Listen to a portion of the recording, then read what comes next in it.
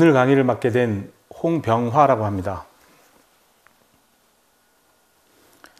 그 강의의 제목은 보시는 바와 같이 굴산사지의 건축적 특징에 대해서 보현사를 포함해서 한번 폭넓게 강의를 진행해 보도록 하겠습니다.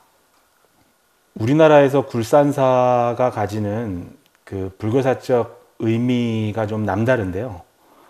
기존의 불교사의 연구 성과를 바탕으로 정리해 보면 일단 굴산사는 구산 선문의 하나로 알려져 있고요. 제가 보기엔 다른 그 선문들과는 구별되는 건축적 특징을 가지고 있습니다. 바로 이 굴산사만의 건축적 특징에 대해서 한번 확인해 보고요. 그 특징이 가지는 의미가 무엇인지, 그리고 그 당시적 시각으로 봤을 때 그 의미는 또 어떤 특별한 의미들을 가지고 있는지까지 확인해 보도록 하겠습니다. 그리고 더불어 현 보현사, 당시의 지장선언으로 알려진 보현사를 포함한 선종사찰의 보편적 특징에 대해서도 함께 탐구해 보도록 하겠습니다. 우리나라도 선종을 중국을 통해서 이제 수용을 했죠. 근데 선불교는 당시 이제 중국 불교의 입장에서 봤을 땐 인도와는 구별되는 중국만의 일종의 발명품이라고 할 수 있을 정도로 독특한 불교였습니다. 선불교가 생겨나게 된 그 배경에 대해서 기존의 연구 성과를 정리해 보면 그 당시의 중국 불교는 후원자들에 의한 사찰 후원에 기대서 그 대중과 동떨어지고 학문적으로 너무 치우친 불교를 추구하는 경향이 있었습니다. 이거에 대한 반대가 당연히 있었겠죠. 현학적이고 후원자들에게 기대는 불교는 사실은 대중들로부터 외면받을 수밖에 없기 때문에 이러한 당시의 문제를 인식하고 있었던 수행자들이 생겼고, 그들이 그들만의 그 수행 공간을 만들기 위해서 노력한 과정이 바로 그 선종사찰이 생겨난 과정이다라고 이제 크게 설명할 수 있을 것 같아요. 이러한 중국 불교의 맥락 속에서 우리나라에도 그 선이 도입이 되는데요. 초기에서는 그 북종선을 중심으로 우리나라에 수용이 됩니다. 하지만 이 당시에는 그 신라 사회가 그 선을 수용하지 못했고요. 신라 하대가 돼서 남종선이 우리나라에 전래되었을 때 이제 신라 사회에서 선이 넓게 자리를 잡게 됩니다. 남종선과 북종선의 차이를 간단하게 언급해 보자면, 북종선은 이제 화엄 바탕, 그러니까 교학 불교의 대표라고 할 수 있는 그 화엄학의 색채가 짙은 선이라 볼 수 있고요. 상대적으로 남종선은 이에 대별되는 선이라고 볼 수 있을 것 같습니다. 이렇게 수용된 그 선은 신라에서도 중앙 권력보다는 권력에서 밀려난 반개 왕족이나 두품 귀족들이 주체가 돼서 선을 수용하게 되는데요. 그러니까 이렇게 들어온 선은 각 지방 세력들과 합치가 되면서 자연스럽게 당시 경주보다는 외곽에 자리를 잡게 됩니다. 하지만 이제 이것도 불교인지라 시간이 지나면서 선문이 구체적으로 형성되기 시작하면서 신라는 신라대로, 그리고 이후에 생긴 고려는 고려대로 그 선불교에 대한 영향력이 뻗쳐지면서 역시 이제 선불교도 왕실과 권력자들과의 관계를 이어나가게 된 거죠. 그래서 이제 선불교도 이런 관계를 바탕으로 널리 안정적으로 확장될 수 있었던 것 같습니다. 중국에서 선이라고 한다면 이 백장 스님을 빼놓고 말씀을 드릴 수 없는데요. 이 백장 스님이 이제 최초로 기존 중국에 있는 그 중국 당나라 때의 사찰에서 선종 사찰로 이제 선사찰로 독립을 한 대표적인 인물인데요. 이분에 관한 내용들은 실제로 중국의 여러 선 문헌들에 자주 보이는데, 그 중에 가장 대표적인 게 이제 두 가지. 그 중에 두 가지를 제가 빼봤습니다. 송고승전에 나오는 백장회전에 보면 불전을 폐지하고 오직 법당만을 세우는 것은 법이 언어와 형상을 초월했음을 드러낸 것이다 라는 구절이 있습니다. 그리고 선문규식이라고 해서 그 이후에 송고승전보다 이후에 나온 그 청규인데요. 이 내용을 보면 불전을 세우지 않고 오직 법당만 세우는 것은 부처님과 조사로부터 친히 법을 부촉받은 당대 주지를 존숭하기 위해서이다 라는 뜻이에요. 이게 무슨 뜻이냐면 기존에 선이 생겨난 역사와 견주어서 이해해 보면 불전을 세우지 않는 것은 부처님의 법을 제대로 공부하기 위함이다 라는 의미입니다. 그리고 그 법을 공부하는 주체는 바로 그 당대의 주지 스님이고요. 부처에 대한 예경보다는 주지와 함께 공부를 하면서 교화를 해 나가는 일종의 결사 모임이라고 볼 수 있겠죠. 초기의 선종 그 수행자 집단은. 그래서 기존 불교의 흐름에 반대하는 새로운 그 수행자 집단들이 구성한 사찰은 기존 불교와는 좀 차이나는 공간 구성을 보입니다. 앞에서도 언급했듯이 불전을 당연히 세우지 않았고요. 설법이 행해지는 법당만을 세워서 주지를 모셔놓고 법문을 듣는 것, 이것을 중심으로 하는 사찰의 운영이 기본적이었고요. 그리고 이 주지 스님이 기거하는 방장이라는 공간도 매우 중요하게 활용이 됩니다. 그리고 수행자들은 주로 선당이나 승당 같은 곳에서 좌선을 하고요. 그리고 승방에서 기거를 하는데 여기 이 승방도 요즘 말하는 완전한 의미의 요사라기보다는 수행과 생활을 같이 하는 공간이라고 생각하시면 됩니다. 그리고 후원자의 후원에 기대지 않기 위해서는 공동노동을 중요시 여깁니다. 선농일치라고 표현되는데 농사를 지으면서 수행도 같이 하는 이런 그 수행 풍토를 갖추려고 노력을 합니다. 그러면 자연스럽게 후원자들로부터 독립할 수 있고 후원자들의 입김으로부터 사찰을 지켜낼 수 있다라는 인식이 있었던 거죠. 그리고 이제 설법이 이루어지는 공간은 법당에서 당연히 이루어지고 그리고 방장에서도 역시 설법이 이루어지는데 법당에서는 그러니까 집체교육이라고 보면 될 것 같고요. 방장 같은 곳, 그러니까 주지 스님이 거하는 곳인 방장은 개별적으로 찾아와서 궁금한 점을 물어보는 곳이 바로 이제 방장입니다. 그래서 방장과 법당은 좀 당연히 거리도 가깝고 하나의 영역으로 묶이는 경우가 있고요. 그 승당은 이제 앉아서 좌선하는 곳입니다. 주로 식사도 여기서 이루어지기도 하고요. 생활도 어느 정도 이루어지긴 하지만 승당이라고 표현되는 곳은 주로 이제 좌선하는 공간입니다. 그래서 좌선당. 요즘에 이런 전통을 잇는 건물들이 이제 무슨 선불장, 설선당, 심검당 이런 건물들을 당시에 그 승당의 전통을 잇고 있는 공간이라고 보면 될 것 같습니다. 그리고 생활 공간인데요. 일단은 사람이 사니까 음식도 만들어야 되고 식사도 해야 되는 이런 생활 공간들을 얘기하는 겁니다. 목욕도 하는 공간. 이런 공간을 당시에는 고원이라고 해서 좀 더 이제 포괄적으로 불렀던 것 같습니다. 그리고 선종이라는 것은 기본적으로 선사, 아까 앞선 스승으로부터 배움이 전달되는 것이기 때문에 특히 그 선문이나 산문을 개창한 조사들을 선양하는 공간이 별도로 마련되는 경향이 있습니다. 이해하기 쉽게 조사당이라고 표현되기도 하는데 실제로 조사당만 있는 것은 아니기 때문에 조사당이나 탑전을 중심으로 하는 공간을 이제 별도로 두는 것이 보편적인 특징입니다. 보여주는 그림은요, 설림 칠당도 절지라는 그림인데요. 일본에서 발견된 그림입니다. 이 그림은 기본적으로 설림상기전이라는 일본 문헌, 선에 관련된 일본 문헌에서 확인이 되었는데요.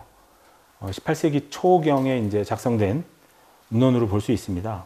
이 문헌의 특징은 그 선종가람에서 주로 확인되는 7개의 전각을 사람의 신체에 비유해서 설명하고 있는 겁니다.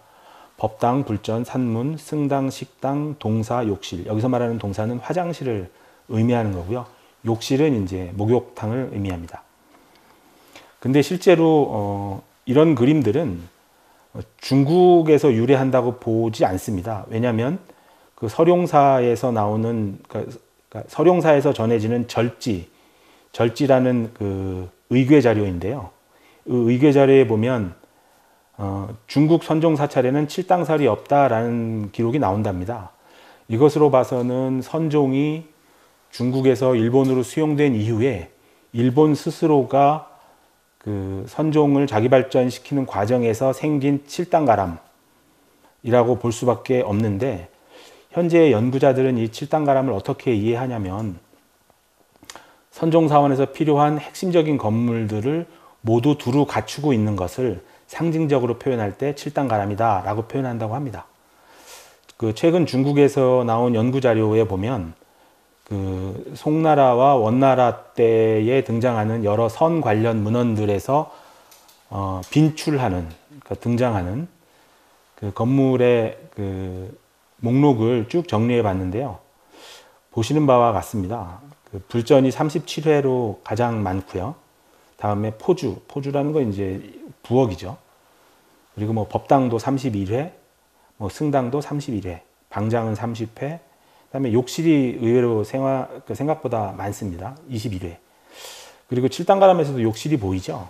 아마 욕실이 보이는 건 그만큼 집단 생활에서 위생이 중요하기 때문에 욕실이 생각보다 중요한 건물이라고 그 인식되었던 것 같아요. 그리고 앞에서 말씀드린 것과 같이 그 불전이라는 것을 세우지 않기로 한 것이 원래 그 선종가람의 일종의 정신, 출발의 기치 뭐 이런 거였는데, 실제로 현실적인 문제에 부딪히면서 불전을 세우지 않을 수 없게 됩니다. 어쨌든 자급자족을 한다고 해도 그 한계는 분명히 있고, 어떤 사찰이든 신도들은 있기 마련이니까 그 신도들의 도움 없이 사찰이 운영될 수는 없잖아요. 그러다 보니 그 신도들이 자기 선망 부모, 먼저 돌아가신 부모님에 대해서 천도를 희망하게 되고, 이걸 또 무시할 수 없었겠죠. 수행자들 입장에서도. 그래서 이제 자연스럽게 실제로 사찰에서도 그 선망 부모를 천도하는 그 극락왕생을 빌어주는 그 내용이 그 공식적인 선 문헌들에 추가가 됩니다. 즉 청규에서도 실제로 처음엔 충리조, 그러니까 충리라는 말은 이제 극락왕생을 빌어준다는 의미죠.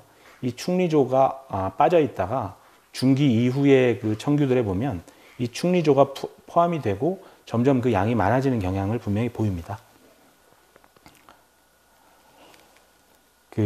이 도표는 중국의 그 건축 역사가인 장십경 선생이 당대 사찰을 기존 사찰과 선종 사찰로 크게 구분해서 그 뼈대를 만들어 놓은 그림입니다. 여기 보면 이제 아시겠지만 기존 사찰은 이제 주로 교종 사찰이겠죠. 교종이거나 율사, 율종 사찰.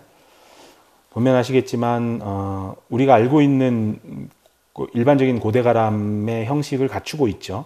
회랑은 뭐 표현상 삭제한 거고요. 탑, 불전, 강당이라는 그 중심축이 맞는 건물이 배치가 되고, 그 좌우에는 이제 여러 전당들, 그러니까 다른 예배의 대상들을 봉안하는 건물들이 들어서죠. 하지만 선종사찰을 보면 분명히 차이가 있죠. 초기 선종사찰은 불전이 없이 법당과 방장으로 이루어져 있죠. 중심축이. 그리고 법당 뒤편에 방장이 있는 거죠. 아까도 말씀드렸듯이 집체교육은 법당에서 하고, 이 집체교육을 거치고서도 의문이 풀리지 않는 부분이 있다면 방장을 찾아가서 개별적으로 질문을 하거든요. 그러다 보니까 법당과 방장은 이렇게 붙어 있습니다. 앞뒤로. 그리고 한쪽에는 좌선을 하는 승당이 있고요. 한쪽에는 생활을 하는 고원이 있습니다.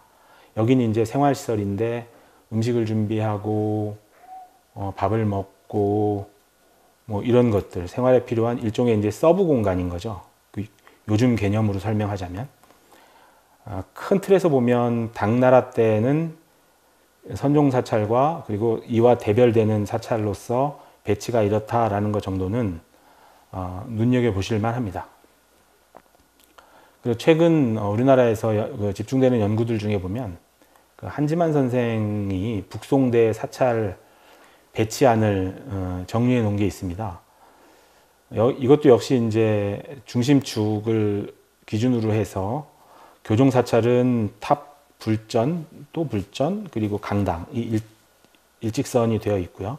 경루와 종루가 마당 좌우에 있죠. 그 다음에 선종 사찰 같은 경우는 불전이 없앴지만 실제로 이제 불전이 없는 시대가 그렇게 오래 가진 않습니다. 왜냐하면 후원자와의 관계, 그 다음에 현실적 사찰이 겪어야 되는 현실적 문제들 때문에 불전은 다시 자연스럽게 생긴다 그랬죠.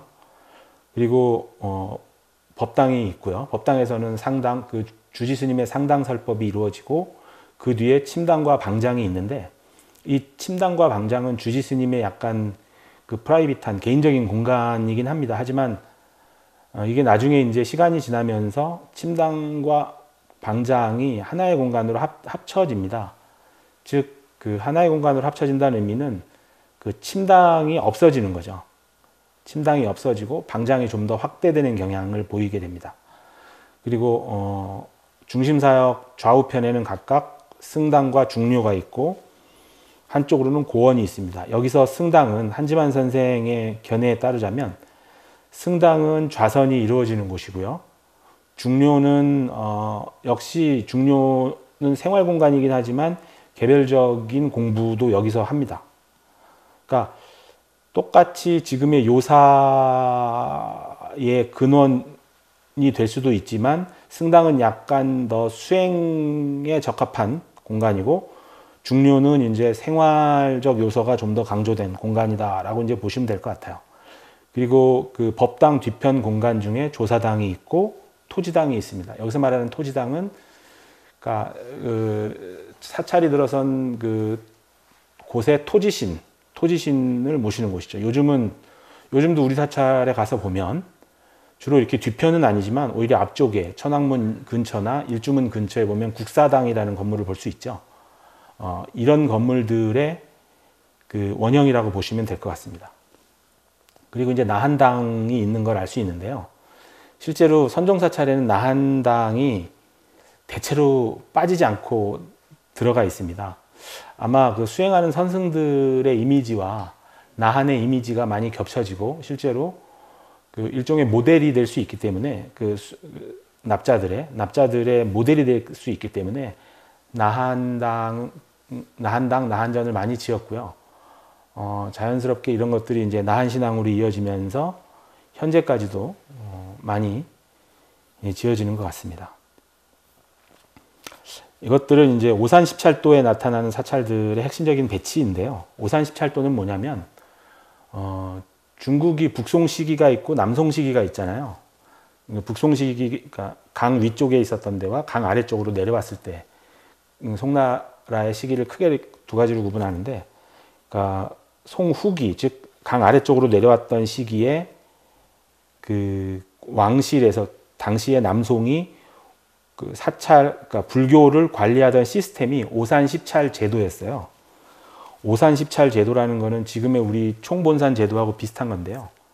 그 리드하는 사찰과 그 사찰에 속해 있는 사찰을 오산십찰로 구분을 해서 사찰들을 이렇게 분산 소속시킵니다. 그 중에 이제 대표적인 오산에 해당하는 영은사, 만년사, 천동사의 배치가 지금 전하는데 중국에 전하는 게 아니고 당시에 일본인 중에 중국으로 유학 갔던 사람이 일본으로 돌아가서 자기네 나라에다가, 그러니까 일본에다가 선종 사찰을 지을 때 모델로 삼기 위해서 당시 남송의 사찰들을 그려놓은 게 있어요. 그 그려놓은 자료가 지금 전하는 겁니다. 그 중에 이제 배치도를 좀 뚜렷이 알 수 있는 게 영은사, 만년사, 천동사인데요. 이 천동사의 이 세 사찰의 배치가 이제 지금 보시는 것과 같아요. 글자로만 보이기 때문에 이제 눈에 확 띄기 위해서 제가 이렇게 색깔을 좀 달리 했는데 색깔을 달리한 이유는 연두색 계통의 건물들은 공통적으로 보이는 사찰들인 그러니까 건물인 겁니다. 그리고 노란색 계통은 공통적으로 보이지 않는 거죠.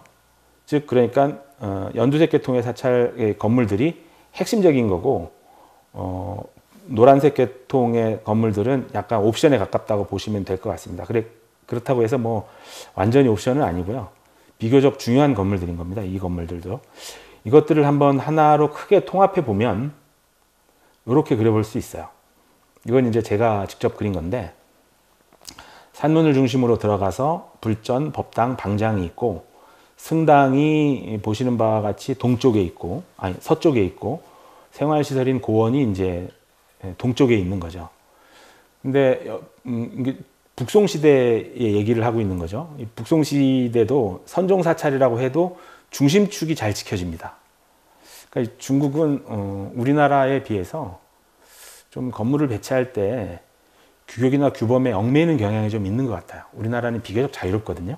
지형에 맞춰서 자연스럽게 아주 자연미 넘치게 건물을 배치하는 데 반해서 중국은 하물며 선종사찰임에도 불구하고 이렇게 축을 지키고 좌우대칭을 맞추려고 노력하는 경향이 되게 강해요. 하여튼 북송시대의 선종사찰의 핵심적 그 건물들만 빼보자면 이런 배치도를 그릴 수 있어요. 그러니까 주변에 이제 다른 건물들이 풍부하게 있겠죠. 그래서 뭐 중국의 사례를 좀 찾아봤고요. 중국의 사례를 이렇게 찾아보는 이유가 고려시대가 우리나라가 이제 고려시대 사찰 중에 그 현황이 확 드러나는 데가 사실 몇 군데 없어요. 고려시대라는 거는 이미 이전부터 모든 길지, 즉 좋은 터에는 사찰들이 다 들어서 있었고 그 좋은 터에 들어선 사찰들은 대부분이 교종 사찰이었고 그리고 그 이후에 들어온 선정 사찰들은 몇몇 그 터를 잡아서 새로 짓기도 하지만 대부분은 기존의 사찰들을 교종 사찰로 바꾸면서 교종 사찰이 이렇게 성장해 나가기 때문에 완전히 교종 사찰의 레이아웃을 볼 수 있는 사찰들은 사실은 거의 없는 거예요. 그러다 보니까는 우리나라만의 즉 고려시대 선종 사찰에 하면 떠오르는 대표적인 사찰이 사실은 몇 군데 없습니다. 그러다 보니까는 중국의 사례들을 가지고 우리의 빈 곳을 채워서 추정할 수밖에 없는 한계가 있는 거죠. 그리고 또 선종 자체도 제가 볼 때는 제가 이제 불교사 전공자는 아니지만 어쨌든 그러니까 필요에 의해서 공부를 하다 보면 중국 선종과 고려의 선종은 좀 달라요. 확실히 달라요. 그러니까 우리나라는 불교를 가지고 들어오더라도 그 불교를 절대 똑같이 리바이벌을 하지 않아요. 우리에 맞게 변용시킨다고 해야 되나요? 응용한다고 해야 되나요? 그게 역시 사찰 건축에서도 여실히 드러나는데 우선 그 전에 고려시대 선종의 특징에 대해서 간단히 언급을 하고 그 뒤로 넘어가도록 하겠습니다. 그러니까 우리나라의 고려에 해당하는 시기는 중국은 거란, 여진, 몽고가 차례대로 중국 대륙의 패권을 쥐었거든요. 그러다 보니까는 그 고려 시대에는 생각보다 중국과 안정적인 외교 관계를 맺지를 못해요. 그러다 보니 우리나라의 고승들도 중국으로 유학을 가는데 고려 시대가 생각보다 유학 횟수가 눈에 띄지 않아요. 그거는 이제 반대로 중국 대륙이 그만큼 정치적으로 불안했다는 의미겠죠. 불안했기 때문에 한 번 들어온 불교, 그 이전에 중국이 정치적 혼란으로 빠지기 직전에 들어왔던 불교와 한참 빠져서 정치적 혼란기를 겪고 있을 때의 불교는 고려와 약간 독자적으로, 고려와 중국은 약간 교류보다는 독자적인 진전이 있었다고 볼 수밖에 없다는 생각이 들어요. 불교사를 보시는 분들도 큰 틀에서는 그렇게 보시는 것 같아요. 고려의 선법에는, 선불교에는 고려만의 독특한 아이덴티티가 묻어나는 부분들이 있는데 그 중에 가장 대표적인 게 진귀조사설이라는 건데 이 진귀조사가 뭐냐면 저도 사실은 이 부분을 처음에 듣고 나서 되게 깜짝 놀랐어요. 그러니까 석가모니 부처님이 깨달음을 얻고 나서도 그 깨달음이 완전하지 않아서 히말라야에 가서 진귀조사라는 분의 밑에서 다시 수업을 들었다는 거예요. 공부가 사실은 우리가 깨달았으면 그 깨달은 것으로서 완전히 공부가 끝났다라고 우리는 알고 있잖아요. 해탈을 하신 거니까 그 순간에. 그럼에도 불구하고 진귀조사설은 그 깨달음은 완벽하지 않았기 때문에 진귀조사라는 부처가 아닌 조사 밑에 가서 다시 공부를 했다는 의미거든요. 무설토론 같은 경우도 이제 비슷한 얘기입니다. 교종은 유설토고 선종은 무설토라는 거예요. 즉 그러면서 이 무설토가 가지고 있는 그 깨달음의 경지가 좀 더 높다라는 의미예요. 그러니까 이 당시에 한국이 아니라 이 당시에 고려의 선불교는 확실히 선교주종, 즉 선이 교를 이끌고 있었다고 보는 거죠. 물론 고려시대 전체로서는 한쪽에서는 선과 교를 융합하고 일치시켜야 된다는 노력도 있었지만 그 선불교 내에서는 선이 교보다 훨씬 우월하다라는 의식이 깔려 있었던 것 같고요. 이런 의식들은 부처님보다 조사가 우선이다. 즉 부처님보다 깨달은 스님이 더 우선이다라는 인식까지 발전이 되는 거예요. 그러니까 좀 이렇게까지 발전하게 된 게 좀 특별해 보이고 좀 신기해 보이긴 하는데 하여튼 이게 이제 그 고려 중기의 고려 불교계에서의 어떤 트렌드였던 것 같아요. 그리고 또 선문 중에 범일 스님의 굴산문은 고려 시대를 관통하는 어떤 그 아주 유력한 산문이었던 거죠. 그러니까 굴산문과 가지산문 정도만 실제로 고려 후기까지 계속 이어지거든요.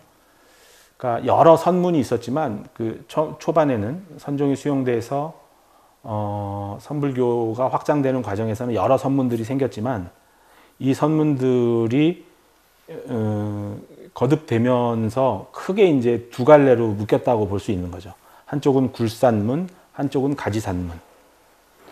그 중에도 이제 뭐 어떤 게 더 유력했느냐고 말씀드리긴 좀 어렵지만 제가 굴산문을 공부해서 그런지 모르겠지만 그 굴산문이 좀 더 이제 유력한 문중으로서 고려 중후기를 이렇게 뭐라 그래야 되나, 이렇게 주도하지 않았나 하는 생각이 좀 들어요. 이건 제 개인적인 생각입니다. 특히 왜 그런 얘기를 하냐면 이 선문들의 스님들이 어디 비석을 세우거나 어디 글을 쓸 때 굴산문인 아무개 이거죠. 그러니까 자기 소속의 선문들을 밝히는 거예요. 보통 자부심을 가지고 있지 않고서는 글을 남길 때 뭐 그렇게 남기기 어렵잖아요. 뭐 오대산인 아무개 이렇게 쓰는 것처럼 그러니까 오대산 불교에 대한 자부심이 없으면 그런 문구가 나오지 않는 것처럼 예를 들면 이제 굴산문인 아무개 이런 말들이 이제 많이 나오는 거죠. 하여튼 뭐 이게 이제 고려시대 중후기의 분위기라고 볼 수 있고요. 그리고 고려 말에는 또 여기서 말하는 고려 말은 이제 원나라가 중국 대륙을 통일한 이후입니다. 원나라가 중국 대륙을 통일하기 전까지만 해도 중국 대륙은 혼란스럽고 불안했지만 실제로 중국 대륙이 통일되고 나서부터는 우리나라는 완벽한 원 간섭기로 접어들죠. 그러면서 원이 우리나라에 대해서 내치에 대한 일정한 자율권을 주죠. 자율권을 주고 우리나라 사람들은 당시 고려 후기의 사람들은 그 선비들은 선비대로 스님들은 스님대로 중국으로 유학을 많이 떠납니다. 특히 이때 그 중국으로 유학을 떠난 스님들 중에는 그 남중국을 돌아다니는 것을 즐겨합니다. 그래서 남중국의 불교를 흡수하는데요. 이때 흡수한 불교가 이제 간화선이죠. 지금 한국 불교의 핵심 종단인 조계종이 이때 수입된 간화선법을 잇고 있다고 보고 있는 거죠. 지금까지도. 그러다 보니 큰 스님들을 만나서 자기의 깨달음의 경지를 인정받고 그리고 이제 우리나라에 돌아오는 이런 패턴들이 유학의 패턴들이 고착화됩니다. 그러면서 남중국 불교가 좀 더 확실히 우리 불교보다 우월한 불교다라는 인식이 좀 있었던 것 같아요. 왜냐하면 그 고려 말 14세기 후반에 혼란한 고려 사회를 이렇게 정비하기 위해서 회암사를 중창했거든요. 그때 회암사를 중창할 때 회암사의 공간이 당시 남중국의 오산 10찰도에 나오는 그 사찰의 공간과 거의 흡사합니다. 거의 흡사해요. 그러니까 이전에 어떤 불교가 들어와도 그 사찰의 건축 형식까지 그대로 갖고 들어오는 경우는 거의 없었는데, 아예 삼국시대처럼 뭐 올라가는 시대를 제외하고서는 실제로 이런 경우가 없었는데, 회암사 같은 경우는 유독 우리나라 사찰 건축의 흐름에서 툭 튀어나온 건축적 특징을 가지고 있고, 회암사 이후에도 회암사의 건축 공간은 이어지지 못하는 거죠. 그것으로 봐서 당시에 회암사 건축을 구현한다는 것은 당시 그만한 의미가 있는 행동이었던 것 같습니다. 고려시대 선찰 공간에 대해서도 잠깐 언급을 해야 되는데요. 초기의 선의 정신과는 달리 고려도 중국이나 일본처럼 불전이 지어집니다. 뭐 어쩔 수 없었겠죠, 후원자들 때문에. 그리고 부처라고 생각했던 주지 스님을 모시는 거처인 방장이 자연스럽게 필수가 됐고요. 계산조인 조사의 공간도 역시 필수가 되죠. 그리고 주지의 설법과 그 개인적인 질문 등이 이루어지는 뭐 법당, 방장, 승당의 공간들이 고려시대에도 자연스럽게 당연히 있었겠죠. 왜냐하면 그 선불교라는 정체성을 유지하기 위해서는 그 정체성을 담을 수 있는 그릇으로서의 건축은 어쨌든 필요한 거니까요. 그래서 중국과 실제로 공간의 구분으로만 따지자면 중국과 비슷한 공간이 우리나라에도 지어지긴 합니다. 하지만 앞에도 말씀드렸듯이 전형적인 선종사찰이라고 볼 만한 사찰이 사실은 우리나라에서는 확인되지 않아요. 몇 개 없어요. 이제 여주에 있는 고달사지인데요. 고려 초에 창건이 돼서 12, 13세기에 현재 모습과 같이 최대 영역으로 중창이 됩니다. 발굴조사가 완벽하게 끝났기 때문에 선종사찰 중에 발굴조사가 완벽하게 끝난 사찰을 꼽자면 이 고달사와 최근에 발굴이 완료된 굴산사 그리고 회암사 정도인데, 고달사를 보면 여기도 이제 이 정도로 구분해 볼 수가 있어요. 이건 뭐 제 판단입니다. 제 생각인데, 윗부분에 그 계산조를 위한 공간, 그 다음에 중간에 그 붉은 부분이 불전이 있는 공간. 불전이 있다는 얘기는 불상대자를 확인했기 때문이고요.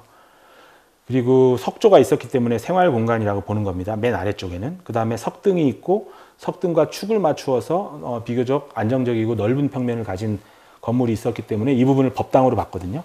즉 다시 말해서 중국의 선종사찰이 가지고 있는 공간들의 구분법을 가지고 고달사를 구분해 보면 역시 요소들은 다 갖추고 있어요. 하지만 배치 형식은 완전히 다르죠. 축을 맞추지도 않았고 자연스럽게 향만 정연하게 맞추어 놨습니다. 이런 것들로 봤을 때 같은 선정이 들어오더라도 그 선정을 건축으로 표현하는 방식은 중국과는 분명히 다른 거였다고 볼 수 있습니다. 이건 이제 최근에 그려진 그림인데 제가 한번 공간을 한번 얹어봤습니다. 이건 제 개인적인 생각입니다. 굴산사지에 대해서 이제 시간이 좀 많이 지났는데 굴산사지에 대해서 본격적으로 언급하기 시작하겠습니다.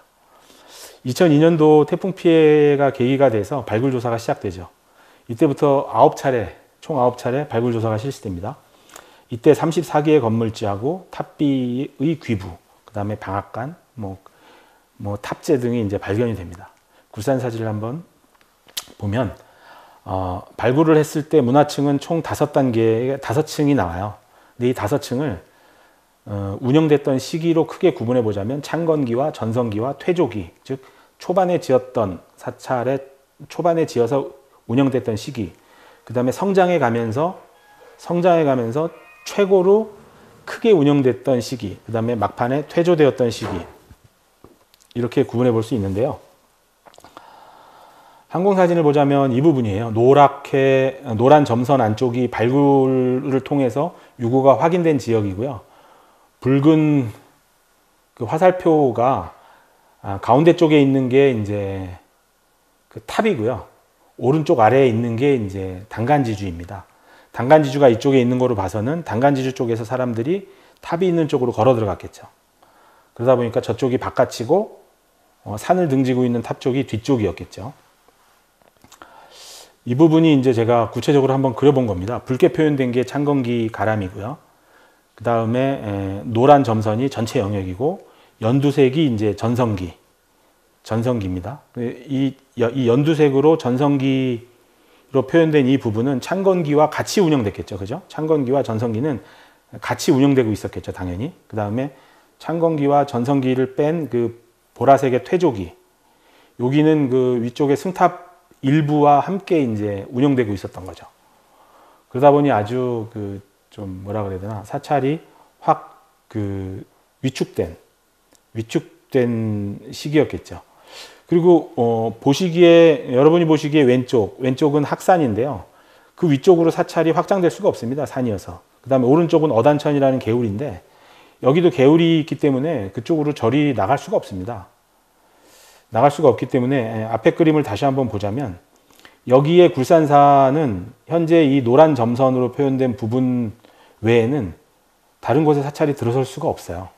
그리고 발굴을 통해서 확인된 전체 유구 배치도를 봤을 때 여러분들이 보시기에 중간에 그 미음자형으로 건물이 배치된 그 보도 배수로라는 글자가 보이는 요 정연한 배치가 보이는 요 사각의 그 영역, 이게 이제 중심 사찰인 거예요. 중심 영역인 거예요. 이 사찰에서 그 윗부분에 바위가 있는 곳은 이제 그 탑과 비가 있는 거로 봐서는 그 선사들, 그러니까 범일 스님을 위한 공간이겠죠.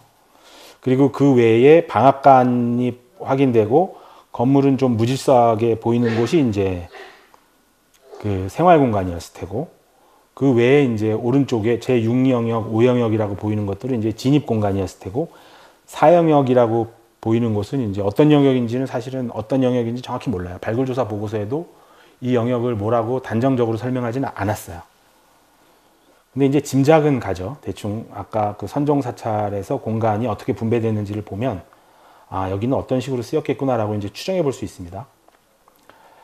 그 어쨌든 최전성기 11, 13세기의 사찰 영역은 이렇게 됐을 겁니다. 이때가 이제 사찰이 가장 확장되어 있던 시기고요.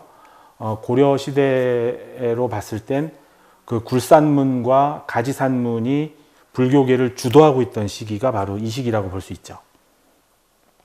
그러면서 중심에는 생활 영역 바로 옆에, 방앗간 바로 옆에 보이는 그 반듯한 직사각형의 영역이 누가 봐도 가장 중요한 영역이라는 걸 알 수 있죠.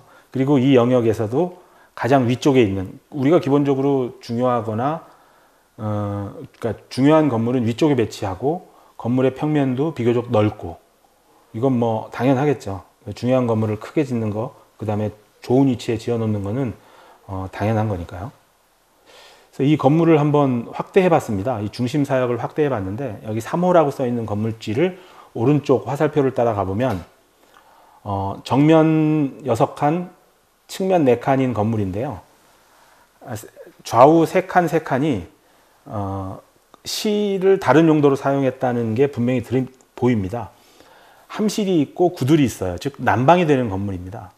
난방이 되는 건물이고 중심을 기준으로 좌우가 내부 공간을 다르게 썼다는 의미는 적어도 불전은 아닌 거죠.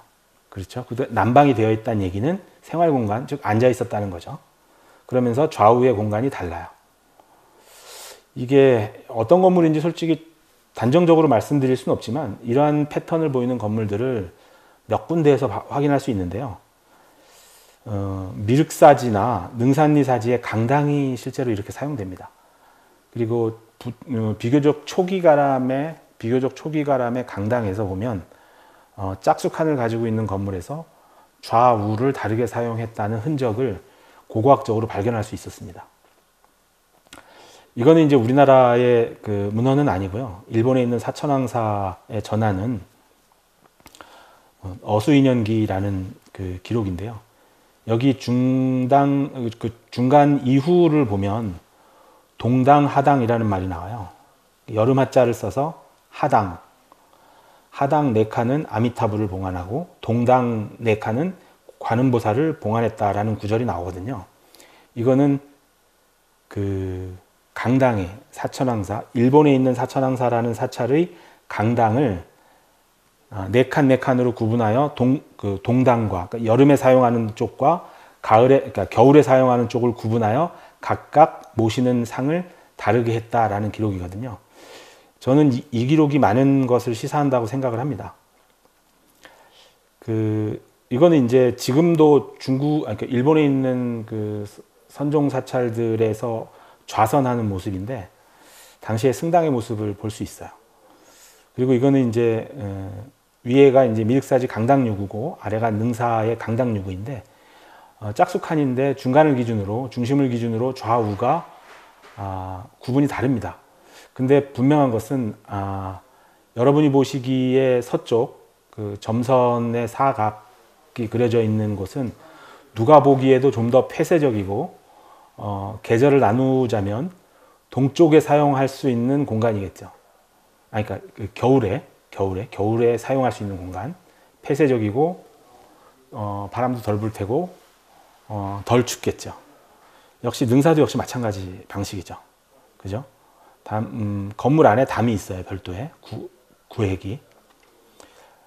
하지만 당시 이 실이, 이게 고고학적으로 발견은 이렇게 되었지만 이 실이 정확히 어떻게 쓰였는지 단정적으로 확신에 차서 말할 수는 없어요.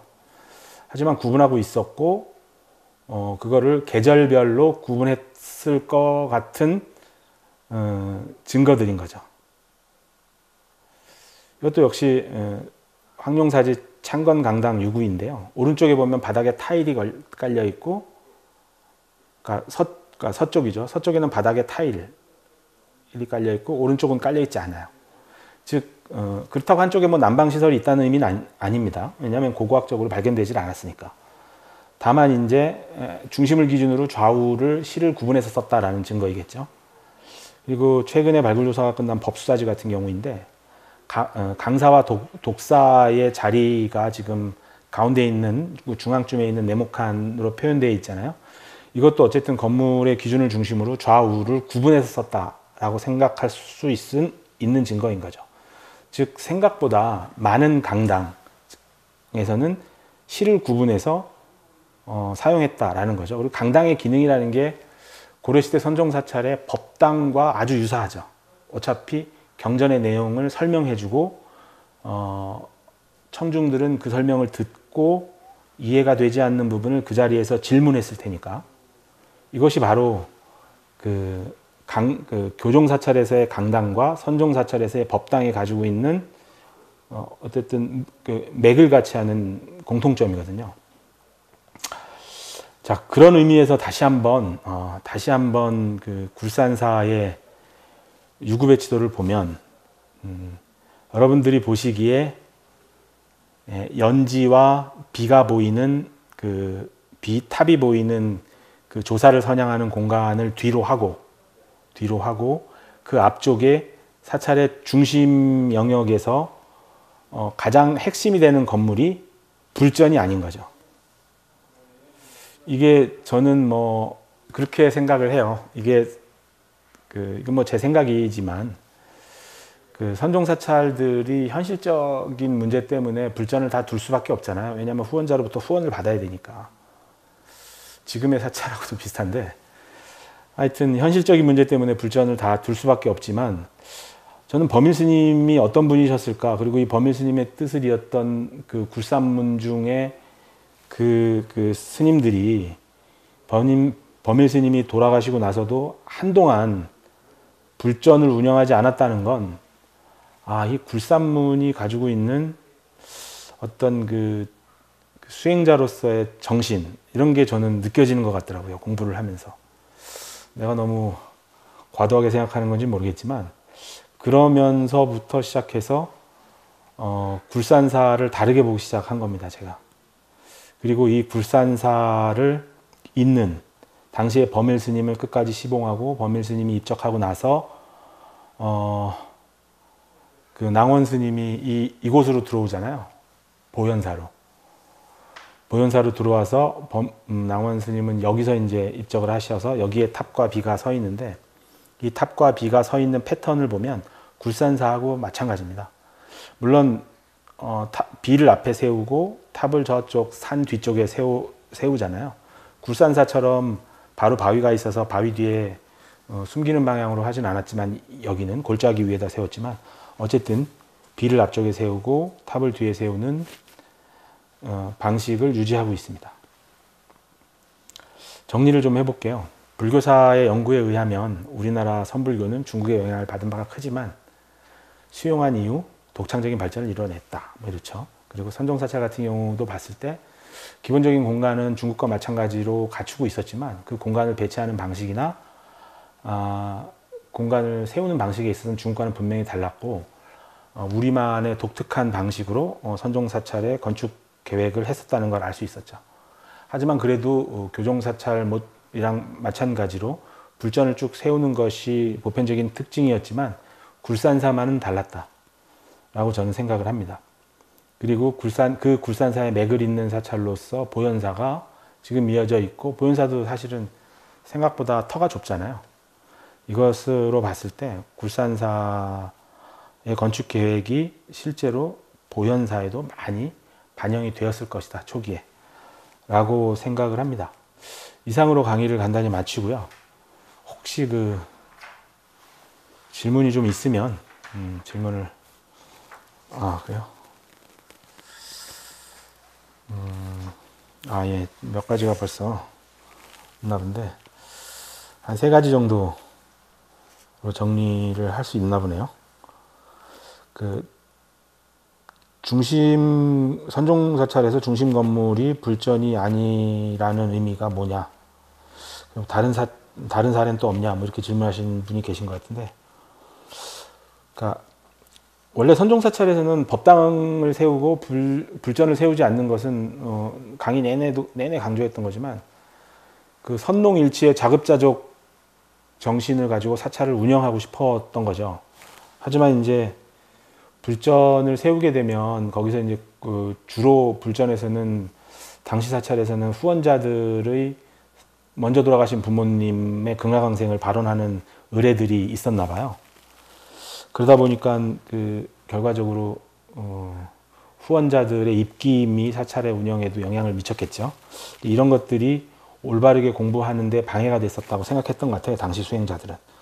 그래서 불전을 세우지 않은 이유는 불교 본연의 그 역할에 충실하기 위해서 불전을 세우지 않았다고 저는 이해하고 있고요. 우리나라에서는 아직까지는 이런 사례를 찾지 못했습니다. 즉 다시 말해서 법당만 있는 사찰이잖아요. 지금 우리가 조선시대 사찰에서 법당이라고 말하는 것하고 고려시대 사찰에서 법당이라고 말하는 건 의미가 다르죠. 즉 불상이 없는 법당, 지금처럼 불상이 있어도 법당이라고 부르는 건물이 아니라, 저는 굴산사 말고는 못 본 것 같아요. 굴산사가 거의 유일한 것 같고, 만약에 아마 또 그렇다면 현재 이 보현사도 조선시대 이전에는 아마 보현사도 불전 없이 법당만으로 운영되지 않았을까 싶습니다. 그리고 탑과 비가 같이 있는 그러니까 탑과 비가 같이 있는 경우도 있던데 그것과 차이는 어떤지. 이거는 이제 보통 우리가 처음에는 선종 스님들을 탑과 비를 세우잖아요. 그다 고려초가 되면서 탑문 스님을 시작으로 해서 교종 스님들도 이제 탑과 비가 서요, 우리나라에서는. 근데 어쨌든 대체로 보면은 비가 앞으로 나오고 탑이 뒤로 갑니다. 하지만 이 반대인 경우는 솔직히 없어요. 그리고 같이 세우는 경우도 있죠. 뭐 철감산사나 뭐 이런 경우처럼 탑과 비를 사찰의 뒤편에다가 한꺼번에 세우는 경우는 있는데, 그게 왜 그렇게 구분되는지는 솔직히 잘 모르겠습니다. 저도 아직 공부가 부족해서 잘 모르겠고요. 이런 것에 관심을 갖고 있는 연구자도 아직은 없는 것 같은데, 향후 과제로 열심히 공부하도록 하겠습니다. 그 다음에 조사 영역의 주된 건물은 이름이 무엇인가요? 보통 요즘에 그 연구자들이 뭐 조사 영역, 그러니까 탑과 비가 쓰고 그 주변에 이제 건물을 짓거든요. 조사당이라고 해서 진영을 모셨을 것이다 라고 생각하시는 분도 있고, 그 말도 일리가 있어요. 그리고 우리가 조선시대 현상이긴 하지만 탑전 비전이라고 해서 탑과 그러니까 탑이 있는 곳에 전각을 세워놓고 건물을 세워놓고 거기서 기도하는데 그걸 탑전 비전이라고 표현하는 경우가 있잖아요. 그런 경우처럼 마치 요사 형식으로 사용하는 건물도 있는데 사실은 저도 뭐 정확히는 모르겠습니다. 하지만 당시에 9세기, 10세기, 11세기, 12세기까지의 기록들을 보면 당시에 그 수행자들이 그 조사 스님들의 탑이나 진영을 참배하기 위해서 돌아다니는 게 일종의 그 수행의 한 방법으로 사용됐던 것 같아요. 그거로 봐서는 조사당에는 자연스럽게 마당에 탑이 있었을 테고 그 안에는 진영이나 상들이 있었을 것 같아요. 그리고 그 건물을 우리가 조사당이나 진영당 혹은 진영각 뭐 이런 의미로 불렀을 것 같습니다. 그러니까 아마 이 보현사도 분명히 아마 여기 앞에 그 비가 있고 저 뒤쪽에 탑이 있잖아요. 아마 탑 근처에 가면 지금은 시간이 하도 많이 흘러서 정확히 알 수는 없지만 탑 인근에 작은 건물이 아마 있었을 거예요. 근데 지금은 이제 그 흔적을 찾을 수가 없죠. 하여튼 뭐 이 정도로 답변이 충분하진 않으셨겠지만 이 정도로 오늘 강의와 그리고 그 강의에 이어지는 질문과 답변을 마치도록 하겠습니다. 여태까지 잘 들어주셔서 감사합니다.